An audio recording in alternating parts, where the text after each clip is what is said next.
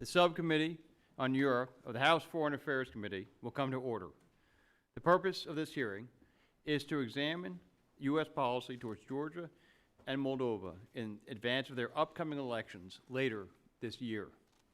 I'd also like to welcome the gentleman from Virginia, Mr. Connolly, who is joining us today. He will participate following all other members in today's hearing. I ask unanimous consent that the gentlelady from North Carolina, Ms. Ross, be allowed to sit on the dais and participate following all other members in today's hearing. Without objection, so ordered. I now recognize myself for an opening statement. On Christmas Day, nearly 33 years ago, the Soviet Union ceased to exist as a sovereign state. The Iron Curtain had fallen, and with it, millions of people were freed from Soviet oppression. Within a span of 2 years, the 15 republics of the Soviet Union were independent, free to decide their own fate. Old adversaries became new partners, responding to the hand of friendship offered by the United States and by our allies.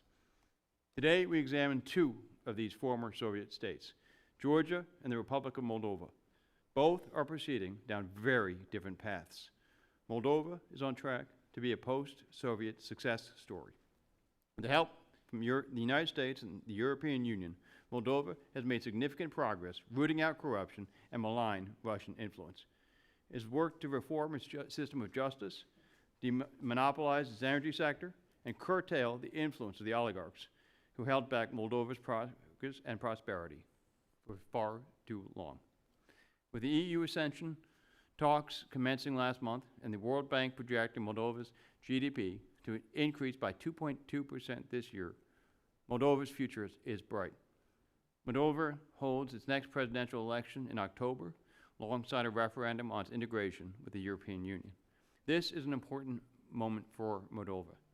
Will it continue down its pro-Western path, or will it revert back to the Kremlin's sphere of influence? In the past, Moscow has not shied away from using covert and overt methods to try to coerce its former subjects to bend to its will again.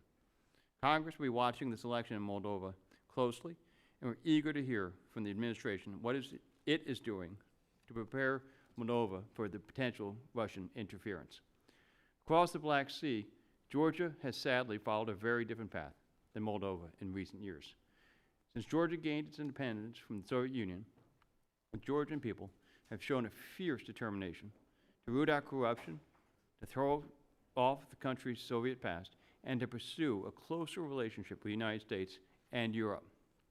Georgians have fought and spilled blood, not just to defend their own country against Russia's war of aggression in 2008, but also alongside U.S. service members.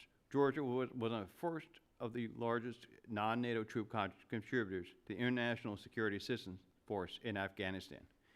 That is why the recent actions of the current Georgian government, led by the Georgian Dream Party, are so disappointing. Over the past several years, Georgian Dream has allowed itself to be infiltrated by malign elements, openly attacking its Western partners, and pursued a closer relationship with Russia and with China. In May, the Georgian government passed the so-called Foreign Agents Law, despite multiple warnings from Georgia's Western partners, including a letter led by Chairman McCall and Ranking Member Meeks, which I and many of my colleagues here signed. Make no mistake, Georgia's Foreign Agents Law has ruptured Georgia's relationship with the West. These actions threaten to reverse Georgia's decades-long, hard-fought progress and spit in the face of the Georgian people, an overwhelming majority of which support joining the European Union. Many Georgian citizens bravely and peacefully took to the streets in opposition to the malign actions of their government. Sadly, they were met with violent repression and arrests.